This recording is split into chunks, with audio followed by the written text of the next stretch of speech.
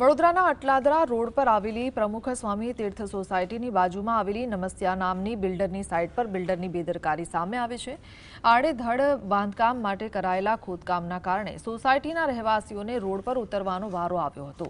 બિલ્ડરે દાદાગીરી બતાવી તમારાથી થાય તે કરી લો, કોર્પોરેશન કે પોલીસ મારું કંઈ કરી શકવાના નથી એવા શબ્દો કહ્યાના આક્ષેપ થયા છે।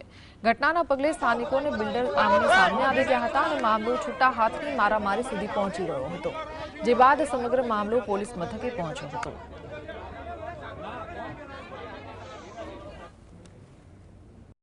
સોસાયટીની જે વોલ આવે સેફટી વોલ એ દિવાલ ધરાશાયી થઈ અને નીચેના લોકોના ઘરના નીચેનો ભાગ માટીનો ભાગ બી વહી ગયો। એમાં લોકોની પાણીની ટાંકી ને બધું નીચે તૂટીને પડી ગયું।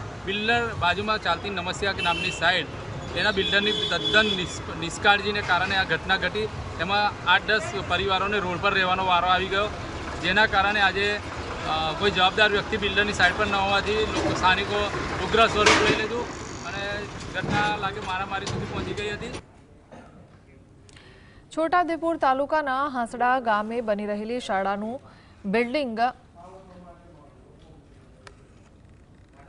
સંવાદદાતા રૂપેશ જોડાય છે। રૂપેશ, શું જાણકારી આ ઘટનાને લઈને?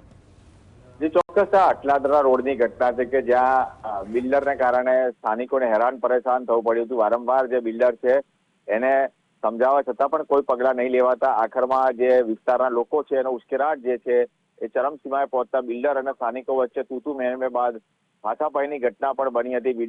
સમગ્ર વિડીયો જે છે એ વાયરલ થયા છે। જોકે આ વાયરલ વિડીયોની જીએસટીવી પુષ્ટિ નથી કરતું, પણ જે ઘટનાક્રમ છે ત્યાં સુધી પણ આક્ષેપ થઈ રહ્યા છે કે બિલ્ડરને કારણે તેમને ઘર જે છે એમાંથી પણ એક તબક્કે બહાર નીકળી જવું પડવાની નોબત આવી હતી। એટલે ઘર ક્યાંક પડી ના જાય અથવા ઘર ધરાશાયી ના થાય એને કારણે પણ બહાર નીકળી જવું પડવાનો પણ આક્ષેપો થઈ રહ્યા છે। જી।